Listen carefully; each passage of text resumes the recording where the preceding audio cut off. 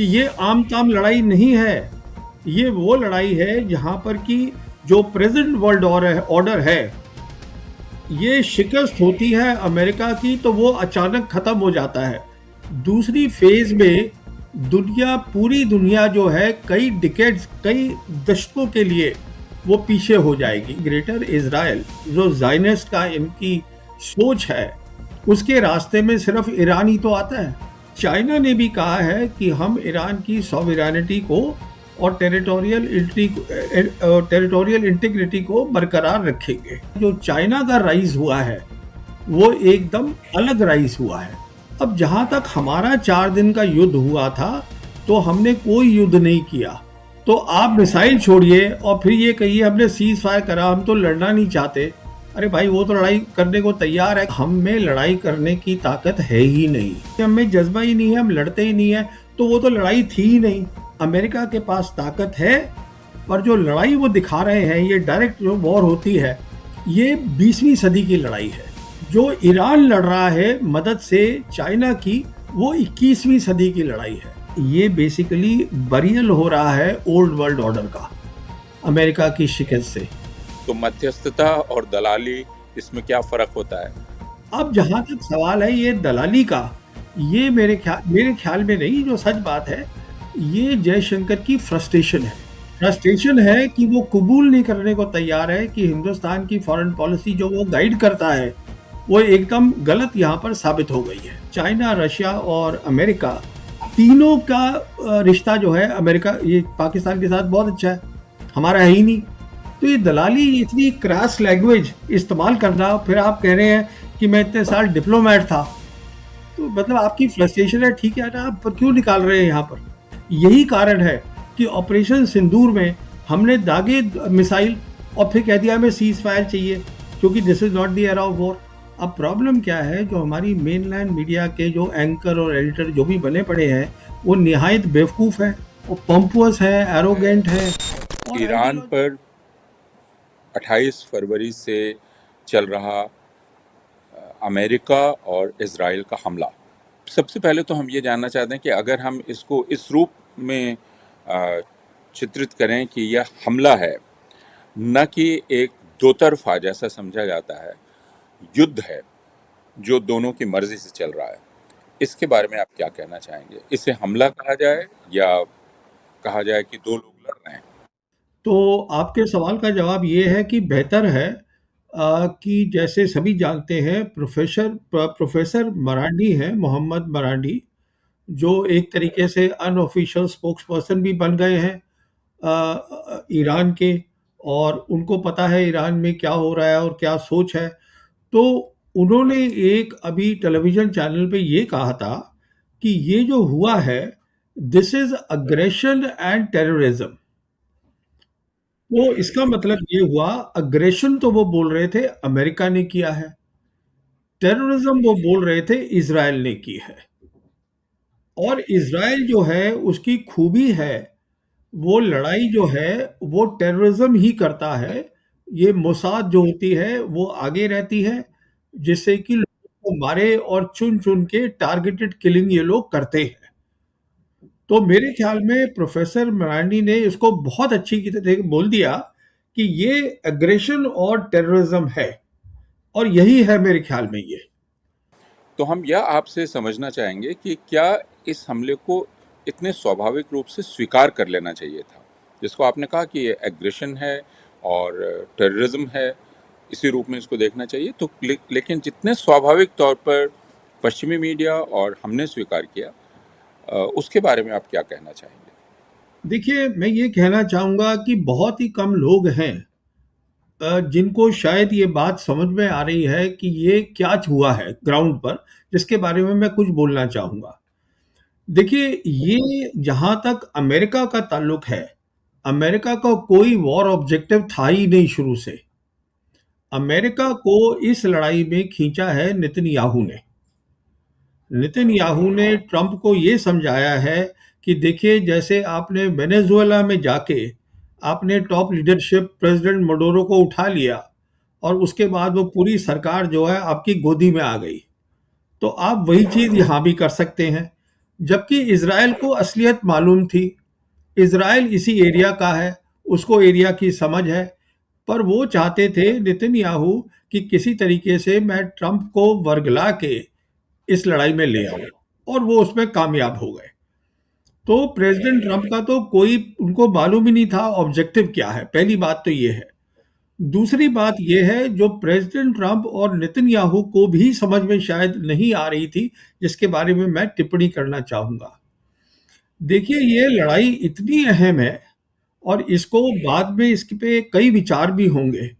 ये लड़ाई यूक्रेन की लड़ाई की तुलना में एक अलग लड़ाई है, और इसकी खास बात क्या है, इस लड़ाई में डायरेक्टली इन्वॉल्व है अमेरिका। और अमेरिका वो मुल्क है, वो शक्ति है जिसने कोल्ड वॉर जीती थी, और जो यूनिपोलर वर्ल्ड में सुपर पावर था दुनिया का। आज वर्ल्ड मल्टीपोलर बन गई है, पर जितनी भी दुनिया की इंस्टीट्यूशंस हैं, वो अमेरिका की इजाद करी हुई हैं। जैसे कि हम देखते हैं आईएमएफ, हम वर्ल्ड बैंक देखते हैं, हम यूनाइटेड नेशंस देखते हैं, हम डब्ल्यूटीओ देखते हैं। ये सब अमेरिका ने बनाई है, क्योंकि अमेरिका सेकेंड वर्ल्ड वॉर जीता था। कहने का मतलब ये है, जो आज हम देख रहे हैं वेस्ट एशिया में, अमेरिका की बनाई हुई जो इंस्टीट्यूशन है और वो जो ऑर्डर है, जो धीरे धीरे डिक्लाइन हो रहा था, उसका यहाँ पे बरियल होगा। आप इस बात की गहराई को आपके व्यूअर्स को बताना चाहूंगा कि वो समझे कि ये आम ताम लड़ाई नहीं है। ये वो लड़ाई है जहां पर कि जो प्रेजेंट वर्ल्ड ऑर्डर है, ये शिकस्त होती है अमेरिका की, तो वो अचानक खत्म हो जाता है, जिसकी सब पूरी दुनिया के जो एक्सपर्ट्स हैं वो बोलते थे डिक्लाइन हो रहा है, एक नया वर्ल्ड ऑर्डर बन रहा है, वक्त लगेगा। पर इतिहास इस तरीके से चलता नहीं है।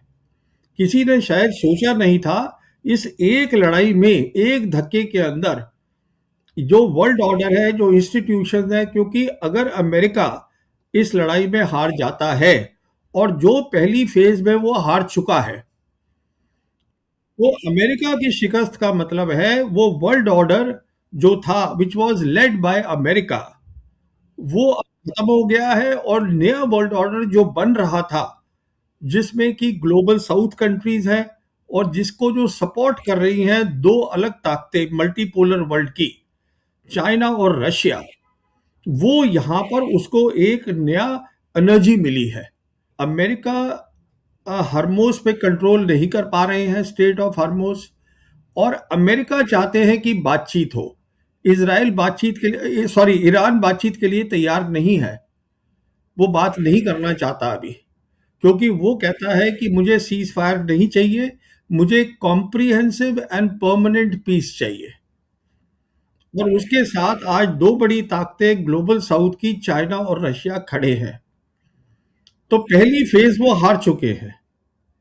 अब बात जी। ये उठती है कि अब वो आगे जाएंगे कि नहीं जाएंगे, क्योंकि जो दूसरी फेज होगी, जो इन्होंने अल्टीमेटम दिया था 48 आवर्स का, दूसरी फेज में दुनिया, पूरी दुनिया जो है, कई डिकेड्स, कई दशकों के लिए वो पीछे हो जाएगी। वो ऐसे हो जाएगी कि ईरान ने ऑलरेडी अपना इरादा बता दिया है कि मैं स्ट्रेट ऑफ हर्मोज और रेड सी को बंद कर दूंगा, और ये बता दिया है कि जो हूतीज हैं, जो उनके साथ अलाइंड हैं, वो वहां पर इंटरनेट भी काट सकते हैं स्ट्रेट ऑफ हर्मोज में।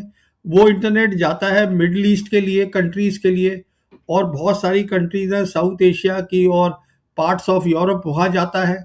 और उन्होंने खुद कह दिया है कि जितनी भी ये जीसीसी की 6 कंट्रीज हैं, ईरान ने कह दिया है आप हम पे अटैक करिएगा, तो हम क्या करेंगे, इनकी जो क्रिटिकल इंफ्रास्ट्रक्चर है, जो कि है पावर, जो कि है डिसैलिनेशन प्लांट्स, जो कि है आपके अमेरिका के सालों साल के बनाए हुए इंस्टीट्यूशंस, ये आज जहाँ एआई हो रही है, एआई डेटा सेंटर्स बन रहे हैं, हम इन सबको तबाह कर देंगे। तो अगर ये तबाह हो जाता है, तो ये सारी कंट्रीज तेल और गैस के अलावा, ना तो इनके पास खाना होगा, ना दुनिया में तेल होगा, ना रास्ता होगा निकलने का तेल का। कहने का मतलब ये है, तो ये जो धक्का लगेगा, अगर ये नेक्स्ट फेज़ में चली जाती है लड़ाई, तो उसमें सबका नुकसान इतना भारी होगा कि पूरी दुनिया जो है इस पे अफ़ेक्टेड हो जाएगी। कुछ न कुछ तो ईरान ने किया होगा जिस वजह से इन दोनों ने हमला किया।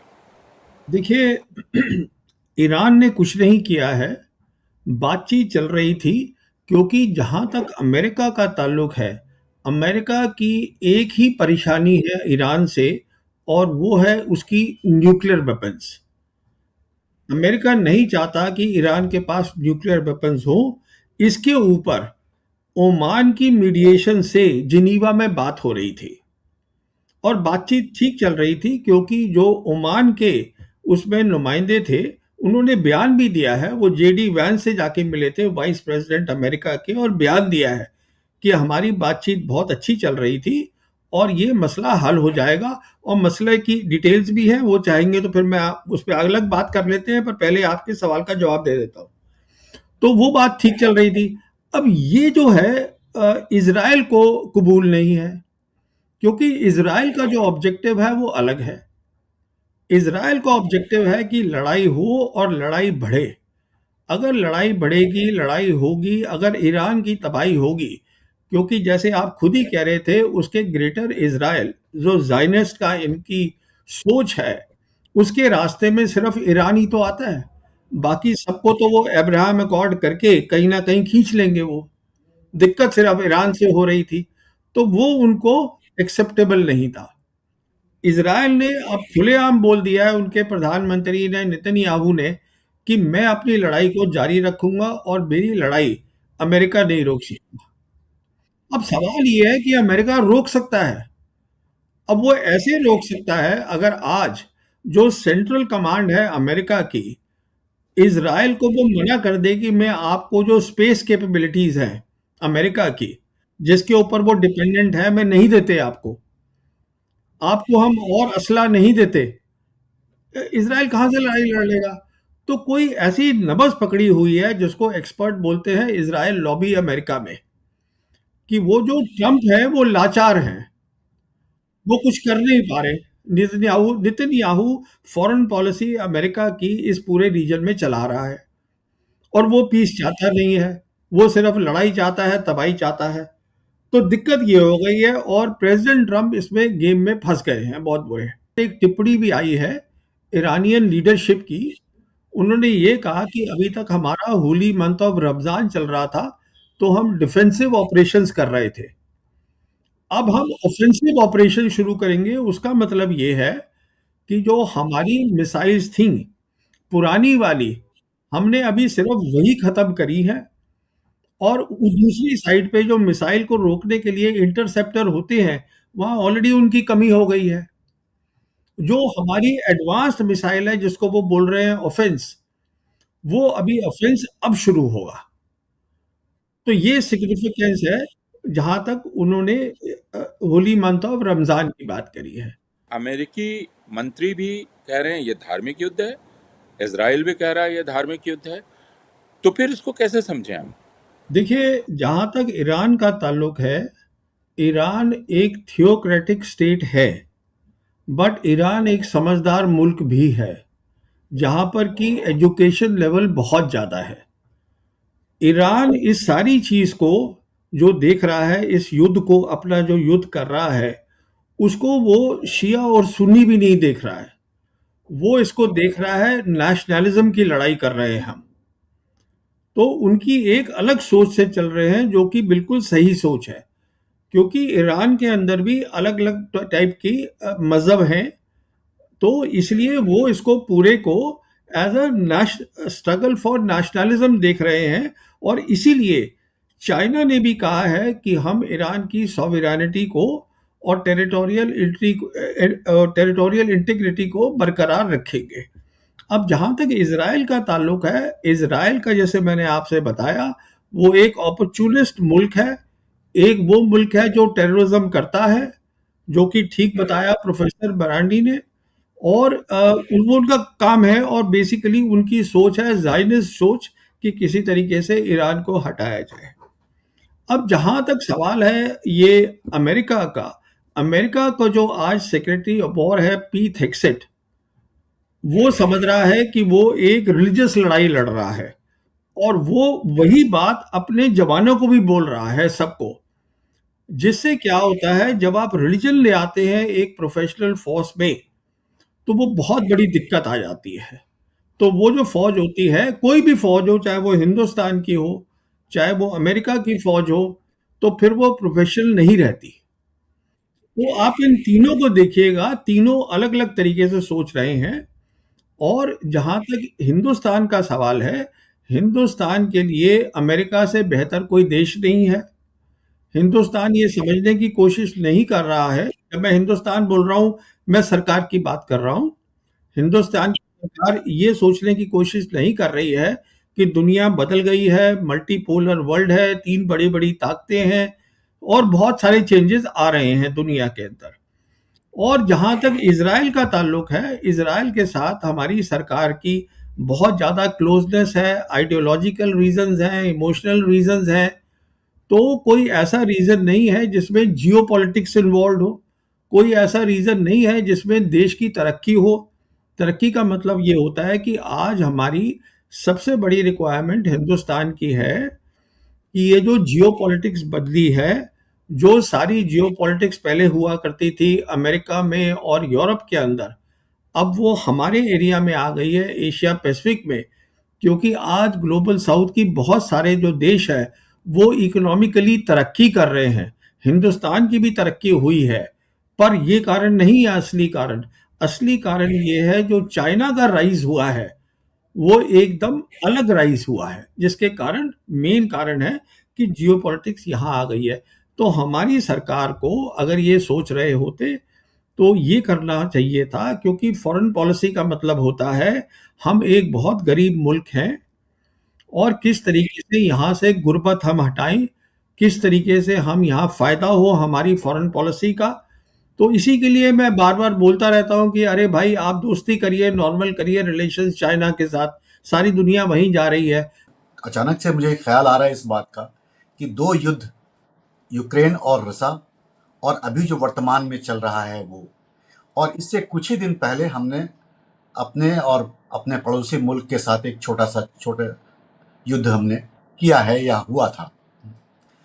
तो क्या प्रवीण जी, हम लोग इस मामले में थोड़े भाग्यशाली रहे क्या कि जो हमारे युद्ध बहुत जल्दी खत्म हो गए, एक, और दूसरा कि अमेरिका भले चीख चीख कर कहता रहा कि हमने इसकी मध्यस्थता कराई है या जिस भी कारण से भी सही हो, मगर हमारा बहुत छोटे ड्यूरेशन का ये युद्ध रहा और जल्दी ही खत्म हो गया, क्योंकि जिस तरह की आर्थिक परेशानी और तमाम जान माल का नुकसान हम देख रहे हैं, हम उससे किसी न किसी कारण से बच गए क्या?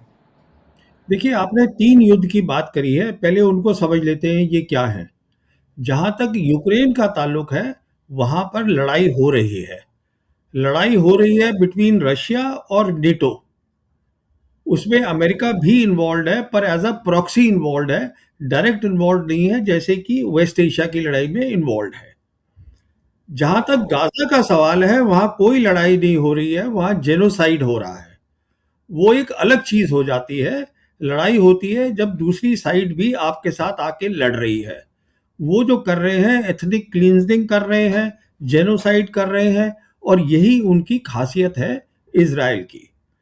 अब जहां तक हमारा 4 दिन का युद्ध हुआ था, तो हमने कोई युद्ध नहीं किया, क्योंकि आधे घंटे के अंदर अंदर हमने अपनी पहले मिसाइल छोड़ी, और उसके बाद हमारे रक्षा मंत्री ने पार्लियामेंट में भी बयान दिया है कि हमने सीज फायर के लिए अब से उनसे कह दिया था। तो आप मिसाइल छोड़िए और फिर ये कहिए हमने सीज फायर करा, हम तो लड़ना नहीं चाहते। अरे भाई, वो तो लड़ाई करने को तैयार है। कहने का मतलब ये है, हमने बार बार, मतलब सरकार ने, हमारी सरकार ने जब से आई है, बार बार ये दिखाया है कि हम में लड़ाई करने की ताकत है ही नहीं। और जब हम कहते हैं डिटरेंस, कि मतलब दूसरी जो मुल्क है वो आपसे 10 बार सोचे लड़ाई करने से पहले, उसको डिटरेंस बोलते हैं। उसमें दो चीजें होती हैं। एक तो वो आपकी शक्ति देखता है लड़ाई करने की, मिलिट्री शक्ति क्या है, सैनिक शक्ति क्या है, और दूसरी ये देखता है कि आप में लड़ाई करने की जज्बा भी है कि नहीं है। तो हमने बार-बार दिखाया है कि हमें जज़्बा ही नहीं है, हम लड़ते ही नहीं है, तो वो तो लड़ाई थी ही नहीं। तो जो तीनों आपने बातें बोली हैं, वो 3 अलग-अलग बातें हो जाती हैं फिर। जैसे उन्होंने हमला किया, उसके कुछ ही समय बाद उन्होंने ईरान की जो लीडरशिप थी, उसका जो नेतृत्व था, उस पर हमला किया और उनकी हत्या कर दी। खामनेई साहब की हत्या कर दी और बाकी जो शीर्ष नेतृत्व था, उनके लोगों की हत्या कर दी। और इसको माना गया कि ये जैसे जायज़ है। आप इसको कैसे देखते हैं? यह जो तरीका है, जिसमें हम किसी देश की लीडरशिप को टारगेट करते हैं और उसको जायज़ ठहराते हैं। जहाँ तक प्रेज़िडेंट ट्रंप का ताल्लुक है, मुझे नहीं लगता प्रेज़िडेंट ट्रंप को या तो लड़ाई समझ में आती है या उनको ये जियोपॉलिटिक्स समझ में आती है, ना वो समझना चाहते हैं। He is basically a deal maker. इससे ज़्यादा उनको मालूम नहीं है। तो जो वो सुनते हैं इधर-उधर और जो उनका मन करता है बोल देते हैं। प्रोफ़ेसर मरांडी ने बिल्कुल ठीक बोला कि इज़राइल जो है वो टेररिज़्म करता है और इज़राइल ने टेररिज़्म करी थी जब 2025 में भी 12 दिन की लड़ाई हुई थी। तब भी टेररिज़्म थी। तो ईरानियों ने उससे सबक सीखा और तब से लेके और अब तक, अब जब लड़ाई हुई है 8 महीने में, उन्होंने अपना पूरा जो कमांड स्ट्रक्चर है, जो लड़ाई करने का स्ट्रक्चर है, उसको डिसेंट्रलाइज़ कर लिया। कि मतलब अगर ऊपर की टॉप लीडरशिप चली भी जाती है, लड़ाई जो है उसमें कोई कमी पेशी नहीं आएगी और हम उसका सबूत देख रहे हैं कि जैसे ही उन्होंने टॉप लीडरशिप को खत्म किया, जो रिस्पॉन्स था ईरान का वो एकदम फौरन आया। ये अगर लीडरशिप चली जाती तो रुकना चाहिए था। तो ये सब चीज़ें होती हैं जब आप लड़ाई शुरू करते हैं, आपको दुश्मन के बारे में पता होना चाहिए। तो इज़राइल को तो मालूम है, पर अमेरिका और बेसिकली प्रेसिडेंट ट्रंप और जैसे वो पीट हेग्सेट है, इन लोगों को कुछ नहीं पता है क्या हो रहा है। मामला बड़ा नाजुक है। नाजुक इसलिए है क्योंकि ये वो लड़ाई है जैसे मैंने आपको बताया, इसके फैसले से एक नया वर्ल्ड ऑर्डर को एनर्जी मिलेगी, बूस्ट मिलेगा। तो ये एक अलग चीज़ है ये वाली लड़ाई। तो उनकी वो बात समझ में नहीं आई है बिल्कुल। दिक्कत ये है। ईरान की आज क्या काबिलियत है? ईरान 20 साल से क्या कर रहा है? आपने सैंक्शन लगा दिए ईरान के ऊपर, पर 2 चीज़ें आप बिल्कुल भूल गए। एक कि ईरानी जो है वो पढ़े-लिखे लोग हैं। जब पहला उनका आया था खमेनी 79 में, तो एक बात तय कर ली गई थी कि जो सब लोग हैं उनकी पढ़ाई होनी चाहिए और एजुकेशन पे जो है वो फ़ोकस होना चाहिए। तो वहाँ एजुकेशन बढ़ी, सोच बढ़ी, समझदारी बढ़ी और साथ-साथ उन्होंने ये सोचा कि हमारी दुश्मनी अब तो अमेरिका के साथ ही है, हमारा दुश्मन अमेरिका ही है। जो बात चाइनीज़ को भी समझ में आ गई थी। तो अमेरिका की कैपेबिलिटीज़ वो ध्यान से देखते थे और सैंक्शन होने के बावजूद उन्होंने कहा कि हम किस तरीके से तैयारी करें एक ऐसी लड़ाई की जिसे हम कहते हैं एसिमेट्रिकल वॉरफेयर, कि हम आमने-सामने तो अमेरिका के साथ नहीं लड़ सकते हैं, पर हमें वो लड़ाई चले चाहिए जिसमें हम शिकस्त भी कर दें, आमने-सामने आए बिना। तो ये तैयारी आज की नहीं है, ये तैयारी 89 से चल रही है। इसीलिए मैं बार-बार कहता हूँ, अमेरिका के पास ताकत है, पर जो लड़ाई वो दिखा रहे हैं, ये डायरेक्ट जो वॉर होती है, ये 20वीं सदी की लड़ाई है। जो ईरान लड़ रहा है मदद से चाइना की, वो 21वीं सदी की लड़ाई है। वो एक अलग लड़ाई है, एसिमेट्रिकल वॉर है। अमेरिका को खींच रहा है ईरान और अमेरिका उस युद्ध को जीत नहीं पाएगा। ये जेफरी सैक्स कह रहे हैं, बाकी तमाम लोग भी कह रहे हैं कि अमेरिका इस युद्ध को कभी नहीं जीत सकता, बल्कि आप भी इस बात को पहले दिन से कह रहे थे और वे लोग भी कह रहे थे कि अमेरिका ये युद्ध हार चुका है। उसे इस बात को मान लेना चाहिए। तो आप हमें ये समझाइए कि ये जिसे आप एसिमेट्रिकल कह रहे हैं, वो क्या है? आपने पिछली बार भी जब हम चर्चा कर रहे थे भारत और ये जो ऑपरेशन सिंदूर हुआ था, उस वक्त भी आपने इस तरफ इशारा किया था। तो ये है क्या? ये कौन-सी रणनीति है? इसे आप हमें समझाइए ज़रा। देखिए, इसमें क्या होता है कि आप पहले ये देखते हैं कि मेरा दुश्मन कौन है, तो उनका सबसे नज़दीकी दुश्मन जो है वो इज़राइल है और इज़राइल जो है वो 1000 किलोमीटर दूर है। तो 1000 किलोमीटर पे अगर आप उनके साथ एयर वॉर करेंगे, तो आप उसमें हार जाएँगे। मैं ईरान की बात कर रहा हूँ, क्योंकि फाइटर्स के अंदर अमेरिका नंबर 1 है, इज़राइल नंबर 1 है क्योंकि वो अमेरिका से ले रहा है। पर फाइटर्स में एक कमी होती है, जो 1000 किलोमीटर का डिस्टेंस है, क्योंकि उसने 1000 किलोमीटर जाना है, बॉम्ब छोड़ना है, फिर 1000 किलोमीटर वापस भी आना है। उसको रिफ्यूएल चाहिए होते हैं। तो इन्होंने उसका जवाब निकाला कि इसका जवाब ये है कि हम सस्ता काम करें, मिसाइल्स बना लें। ना तो मिसाइल्स को रोकना आसान है, अलग-अलग टाइप की मिसाइल बना लेते हैं। फिर दूसरा उन्होंने क्या तरीका निकाला कि अब मिसाइल्स भी थोड़ी महँगी है। अब जो ये आस-पास की जीसीसी कंट्री हैं, जहाँ अमेरिका की बेसेस हैं, यहाँ पर हम ड्रोन चला देते हैं। अच्छा, अब ये दिक्कत हुई कि ये जो मिसाइल और ड्रोन है, जो अगर 1000 किलोमीटर जारी है, तो ये भी तो इंश्योर करना है कि वो वहाँ पे जाके अगर कोई जगह पे उसने हिट करना है, तो वहीं करे। 1000 किलोमीटर पे तो प्रिसिशन चाहिए। उसके लिए चाइना ने मदद करी। चाइना की जो आज जिसे हम कहते हैं बेदू कॉन्स्टलेशन सैटेलाइट, वो जीपीएस से बहुत ज़्यादा एडवांस है, क्योंकि जीपीएस बहुत पुराना है। बेदू जो है वो उससे बड़ा है और ज़्यादा एडवांस है।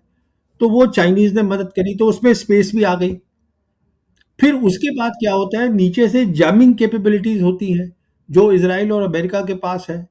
तो वो जैमिंग कैपेबिलिटी बेदू जो है, वो इतनी तेज़ तरीके से सिग्नल देता है कि वो जो ग्राउंड के जैमर्स होते हैं, वो कामयाब नहीं होते।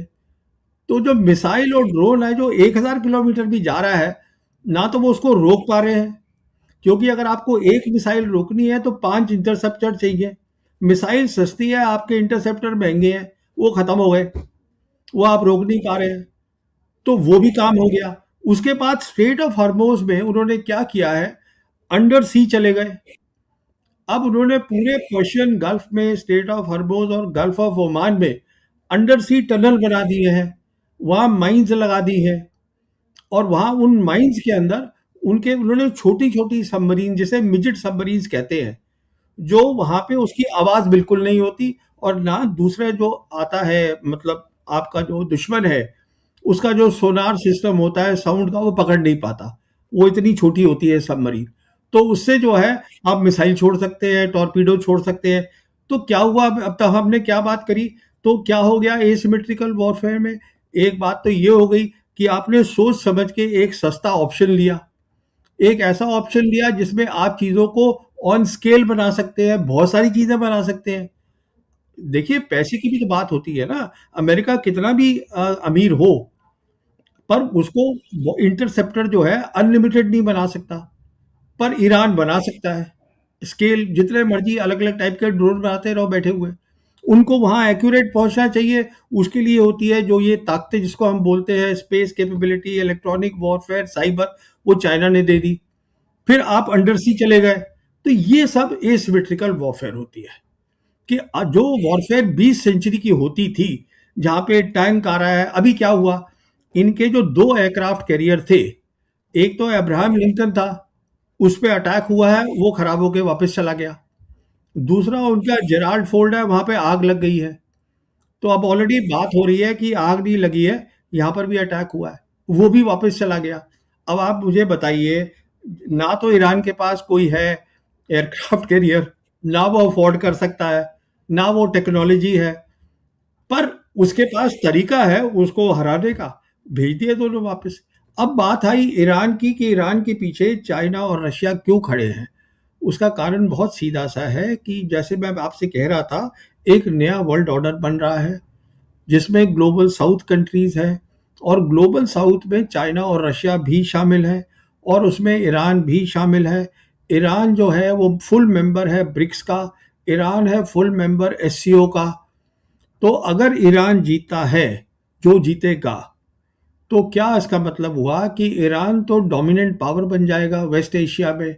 पर जो इन्फ्लुएंस है चाइना और रशिया का, अमेरिका का कम होगा, उनका बढ़ जाएगा, और फिर जो है जो ग्लोबल साउथ है वो कंसोलिडेट हो जाएगा। ये नया वर्ल्ड ऑर्डर है, एक नई सोच के साथ आएगा कि everything should be under the United Nations.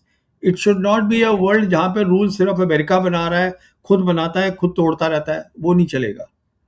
तो ऐसे करके, तो ये मकसद है। इसीलिए मैं आपसे कह रहा था कि ये जो सबसे बड़ी बात हम देख रहे हैं आज वेस्ट एशिया में, जिसकी यहाँ हिंदुस्तान में तो कोई भी बात नहीं कर रहा है मेरे हिसाब से, वो यही है कि यहाँ पे ये बेसिकली बरियल हो रहा है ओल्ड वर्ल्ड ऑर्डर का, अमेरिका की शिकस्त से।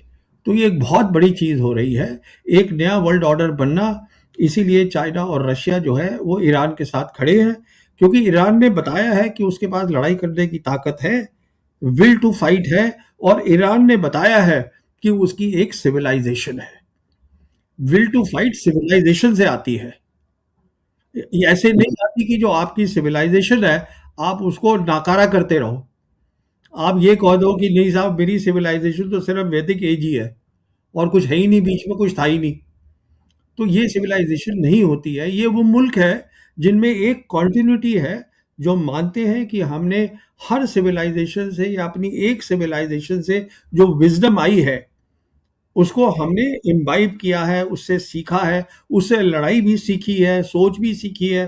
सो यू सी, इसीलिए कहा जाता है कि जब भी आप लड़ाई करो, पहला असूल लड़ाई का होता है नो योर एनिमी।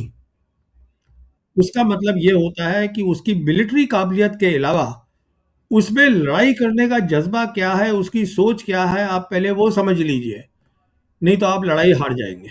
सीधी बात है। ये जो देश हैं अरब देश, अ, इन ये इस युद्ध में किस प्रकार शामिल हैं, नंबर एक ये। और उसके बाद हम इसे समझने की कोशिश करेंगे कि अ, भारतवर्ष की जो भूमिका इसमें है वह, उस भूमिका को हम कैसे समझें। पाकिस्तान ने कहा है कि वो मध्यस्थता करेगा और इसको लेकर भारत चिढ़ गया है और उसने कहा कि पाकिस्तान दलाल है लेकिन हम दलाल नहीं हैं। तो मध्यस्थता और दलाली, इसमें क्या फ़र्क होता है यह भी। लेकिन हम क्रमवार अगर शुरू करें कि ये जो बाकी मुल्क हैं, फिर भारत की जो प्रतिक्रिया है, उसको कैसे हम समझें। देखिए, जो ये बाकी जीसीसी के मुल्क हैं, ये जो हम बात करते हैं ना, 70,000 आज फौज है अमेरिका की वेस्ट एशिया में, करीबन 50-55,000 तो यहीं पर ही है, इनकी बेसिस में है। मिसाल के तौर पे जो कतर है, कतर छोटा सा मुल्क है, वहाँ पर उनका जो सेंट्रल कमांड का हेडक्वार्टर है, मतलब 10,000 अमेरिकी सैनिक वहाँ बैठे हैं। फिर हम देखते हैं इसको, बहरीन को। बहरीन जो है वहाँ पर उनकी जो 5th फ्लीट है, वो नावी बेड़ा है, उसका हेडक्वार्टर वहाँ पर है। तो कहने का मतलब ये है कि वहीं से तो वो दाग रहे हैं। तो जो ईरान बोल रहा है कि हमें कोई प्रॉब्लम नहीं है जीसीसी कंट्रीज के साथ, क्योंकि मिलिट्री इंस्टॉलेशंस आपके सॉइल पर हैं और वहां से हमें दागा जा रहा है, तो हम रिटेलिएट वहीं करेंगे। सारी बात यहाँ से शुरू हुई, जो बहुत लॉजिकल है, रीजनेबल है। आप इनको यहाँ से हटा दीजिए, अगर यहाँ नहीं होते तो हम क्यों दागते आपको। एक तो ये बात हो गई। अच्छा, जहाँ तक हिंदुस्तान का ताल्लुक है, देखिए, हिंदुस्तान बिल्कुल जड़ा हुआ है अमेरिका के साथ, और उसमें अगर किसी को कोई भी शक था तो वो 25 फरवरी को क्लियर हो गया था, जब प्रधानमंत्री इजराइल गए थे। 25 फरवरी वो वक्त था जबकि डोनाल्ड ट्रंप अपनी बहुत सारी मिलिट्री कैपेबिलिटीज इकट्ठी कर रहे थे। तो प्रधानमंत्री का जाने का मतलब क्या हुआ? अच्छा, अगर आप चले गए, इसका मतलब ये होता है कि आप लड़ाई का हिस्सा बन गए हैं, आपने अपनी साइड चुन ली है, दिखा दी है। तो अगर आपने साइड चुन ली है, तो आप मीडिएशन कैसे कर लेंगे, आप ये बता दीजिए। आप न्यूट्रल तो है ही नहीं। अब जहां तक सवाल है ये दलाली का, ये मेरे ख्याल में नहीं, जो सच बात है, ये जयशंकर की फ्रस्ट्रेशन है।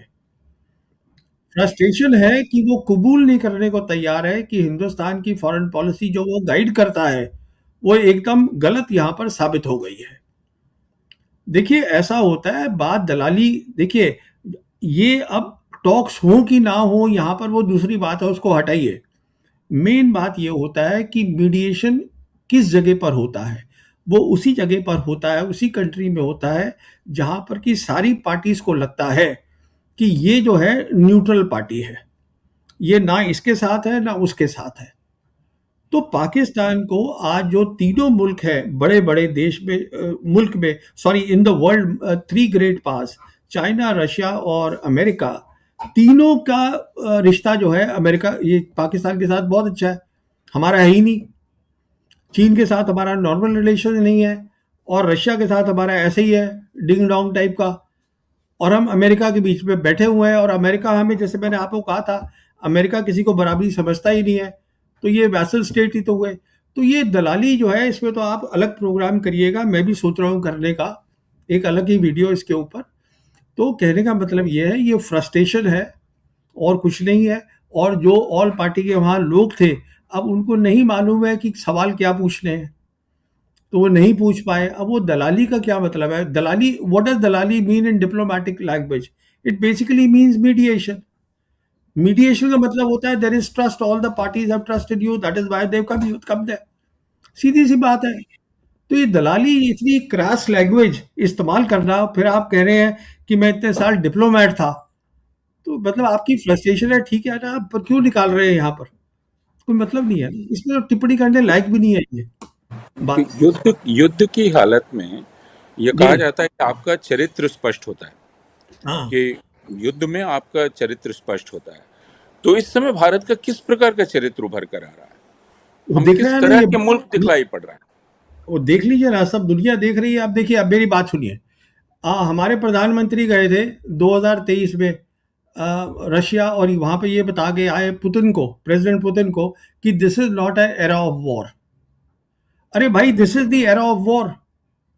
वो इसलिए क्योंकि एक वर्ल्ड ऑर्डर खत्म हो रहा है, दूसरे क्या जन्म हो रहा है। तो जो पहले के रूल्स थे, वो अब कोई मान नहीं रहा है। सो हर इंसान की जो अपनी अपनी प्रॉब्लम्स है, वो उसको बयान कर रहा है, लड़ाइयाँ हो रही हैं। यही तो है, this is the error of war. वो पुतिन भी हंस रहे होंगे, पर ये हमने सोच बना ली है सरकार के अंदर कि this is not the error of war. यही कारण है कि ऑपरेशन सिंदूर में हमने दागे मिसाइल, और फिर कह दिया हमें सीज फायर चाहिए, क्योंकि this is not the era of war. तो ये एक नैरेटिव होता है जिसमें एक बहुत बड़ा योगदान मीडिया करता है। अब प्रॉब्लम क्या है, जो हमारी मेनलैंड मीडिया के जो एंकर और एडिटर जो भी बने पड़े हैं, वो निहायत बेवकूफ़ हैं। उनको अपना सब्जेक्ट नहीं आता है, वो पंपुअस है, एरोगेंट है, और आइडियोलॉजिकली भी इंक्लाइंड है, बहुत सारे जुड़े मिले हुए हैं। तो ये दिक्कत है, और क्या है, क्या कह सकते हैं। मैं जब सड़क पर लोगों से मिलता हूँ, यहाँ तक कि अपने कई विद्यार्थियों से भी मिलता हूँ, तो उनका ये ख्याल है कि हमारी ताकत दुनिया में बहुत बढ़ गई है। अब हमारी बहुत पूछ होने लगी है, सारे लोग हमें पूछते हैं, और इस समय वो खासे कंफ्यूज्ड हैं। उनको समझ में नहीं आ रहा है कि हमारे साथ क्या किया जा रहा है और ये क्यों हमारे साथ हो रहा है। अब देखिए जब, सॉरी आपको इंटरप्ट कर रहा हूँ, जैसे कि अभी जयशंकर ने कितने सालों साल बोला कि हम विश्वामित्र हो गए। अब वो कहाँ है विश्वामित्री, आप दिखाइए हमें। वही आपको कौन है जो आपको, वो पाकिस्तान के साथ कहते हैं हम वहां पे जाके करेंगे वेन्यू।